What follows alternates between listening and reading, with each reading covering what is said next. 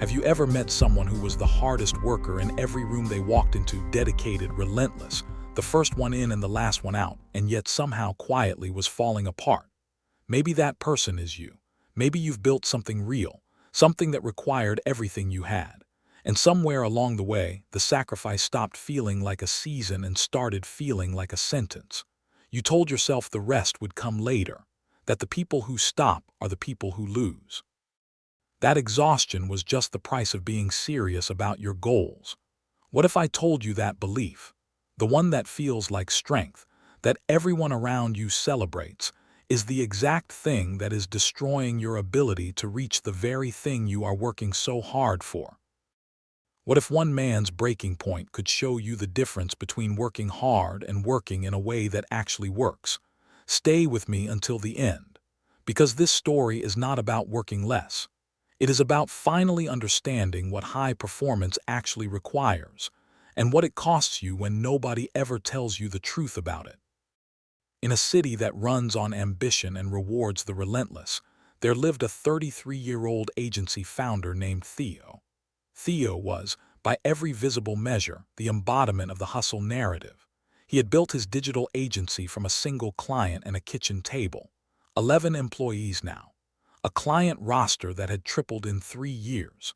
A reputation in his industry that had been earned the old way, through delivering always, no matter what the personal cost.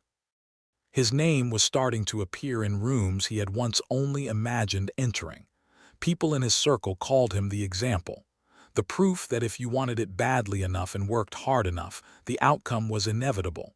What they called inspiration, Theo called Tuesday. Because for Theo, this was not a peak or a push or a season of extra effort. This was simply how he lived. Every day fully extended. Every week fully spent. His personal philosophy, forged before he was old enough to question it, could be summarized in 4 words he had never written down because he had never needed to. They were simply the air he breathed. Rest is for later.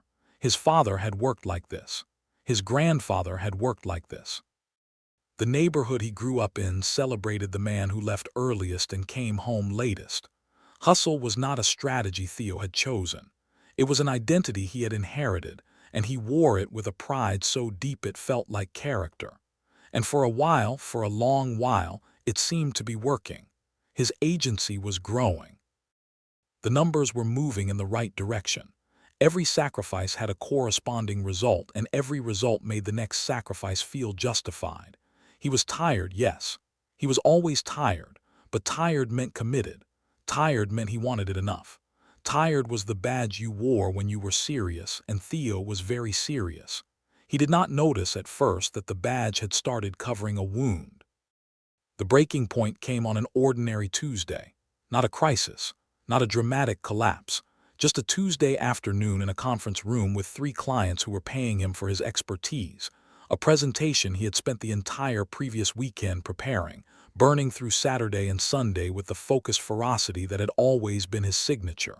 He opened his mouth to begin, and his mind went completely blank. Not a momentary stall, not a brief fumble while he found his footing.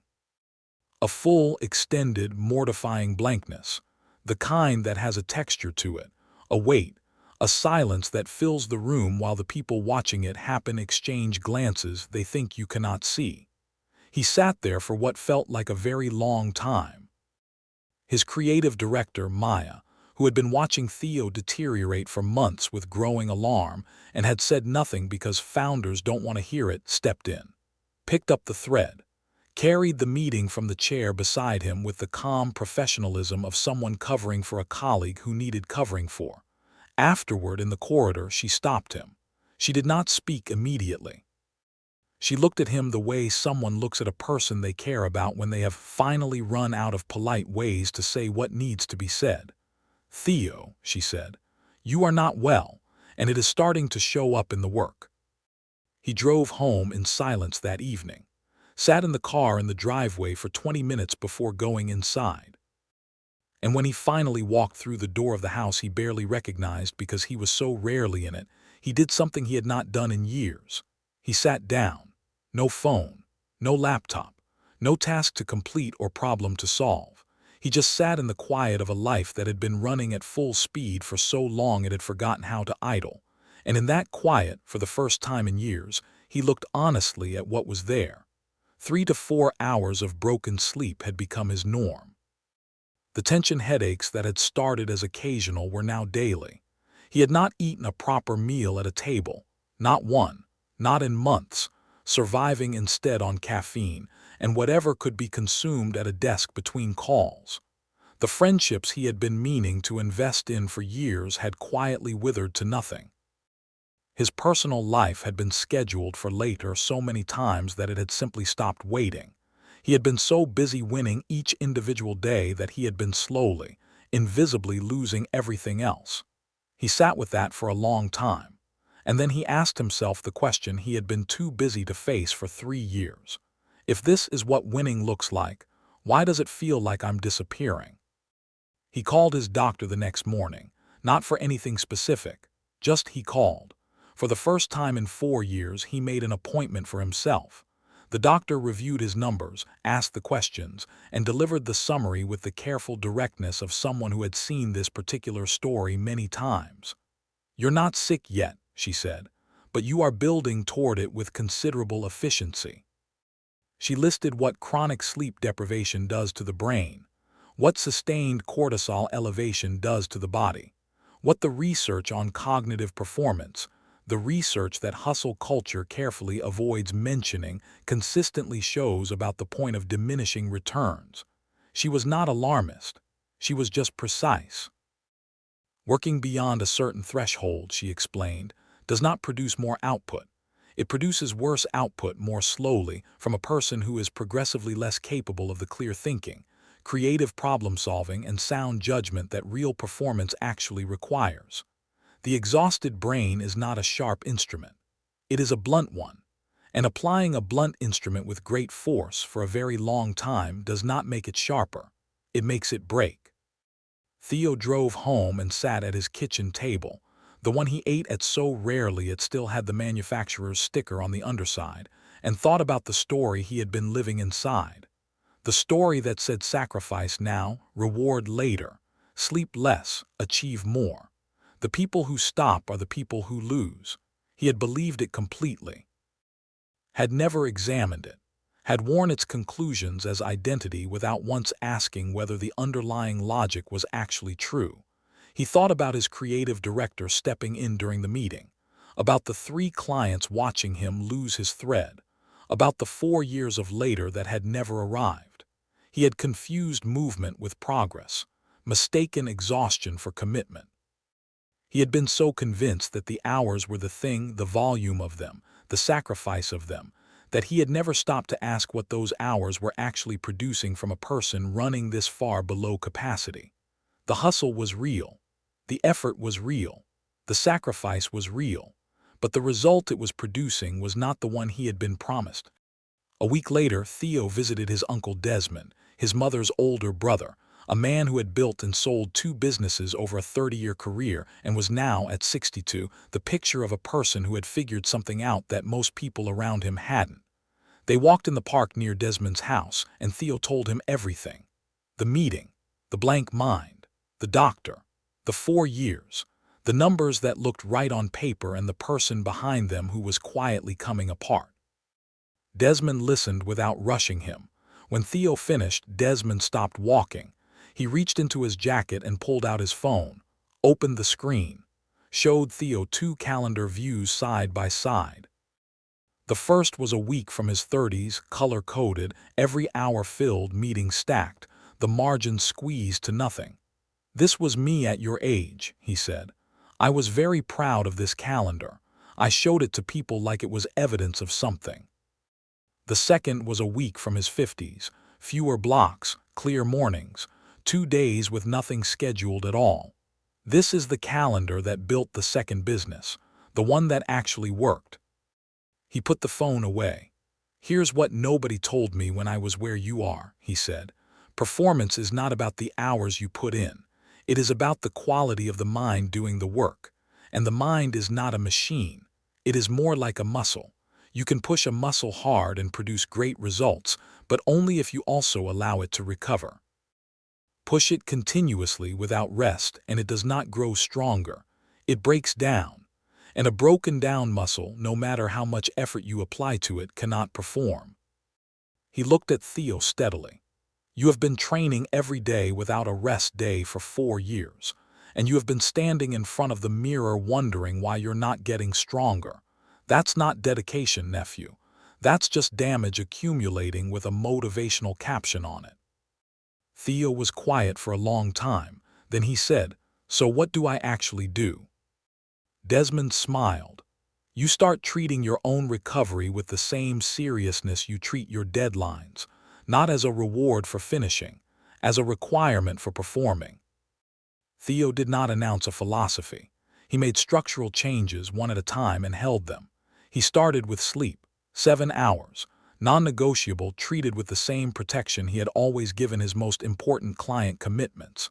The first week, he lay awake for an hour resisting the impulse to reach for his phone. He resisted it. The second week was easier. By the third week, he was sleeping through and waking up with a quality of mental clarity he had forgotten was possible.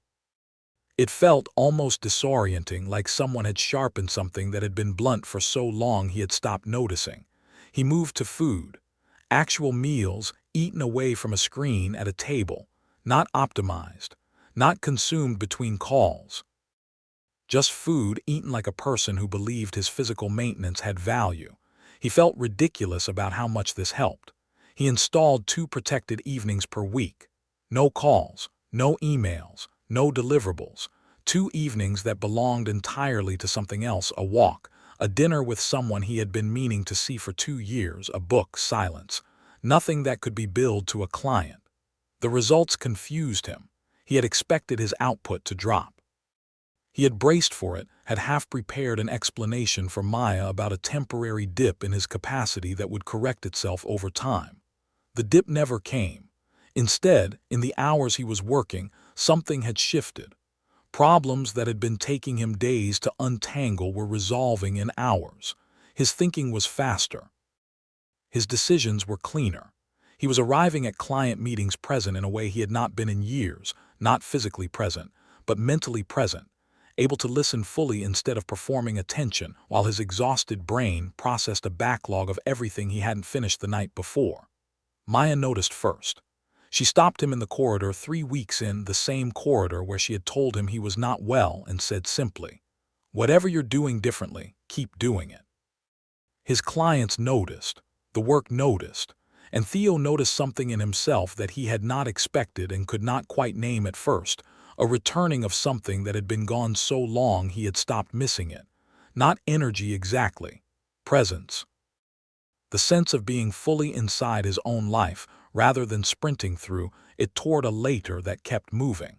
He had spent 4 years believing he was building towards something. He was finally starting to feel like he was actually living inside it. 8 months after his Tuesday in the conference room, the agency had its most profitable quarter on record. Not its busiest, its most profitable. The distinction mattered. Theo had not worked more hours. In objective terms, he had worked fewer. But the hours he worked were sharper, better directed, less contaminated by the fog of chronic depletion. The decisions he was making from a rested mind were costing the agency less in corrections and recoveries. The culture around him had steadied because the founder was steady, and teams take their cues from the top in ways that are invisible until they change. At the end of the quarter, he gathered his team for a review. Maya presented the numbers. When she finished, she looked at Theo with an expression that carried the particular warmth of someone who had watched a person choose themselves in time. "Best quarter we've ever had," she said. "And you worked less than I've seen you work in 3 years." There was a pause in the room. Theo looked at the numbers, then at his team, the 11 people who had watched him run on fumes for years and had kept showing up anyway. "I've been operating under a wrong assumption for a long time," he said. "I thought the hours were the thing. It turns out the hours are just the container. What matters is what you bring to them." He called his uncle Desmond that evening. "You were right," he said.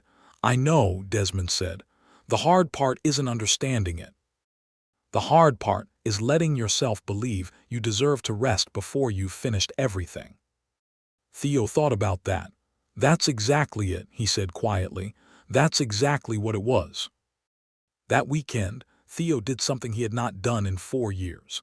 He took a Saturday, a full one, and went nowhere and achieved nothing. He slept until he woke naturally. He made breakfast slowly. He walked in a park for an hour without his phone, and at some point during that walk, without warning, he felt something release in his chest that he had been holding so long he had forgotten it was there. He thought about his father and his grandfather. The men he had learned this from, men he loved and admired, and had modeled himself on without ever asking whether the model was complete. They had worked hard and built things of real value. He did not doubt that.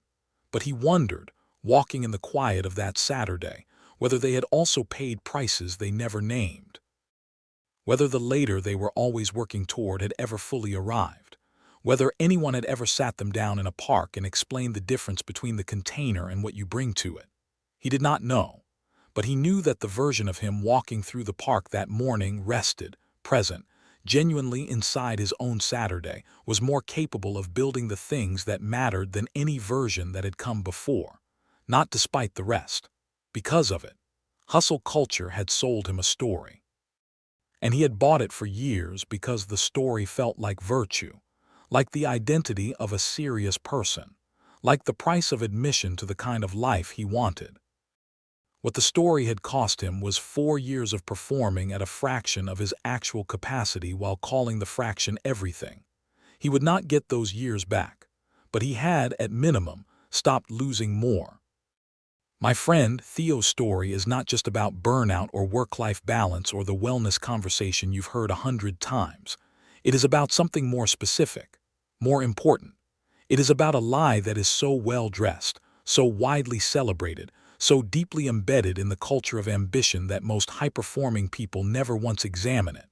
The lie is this, that the hours are the variable that matters, that more input produces more output.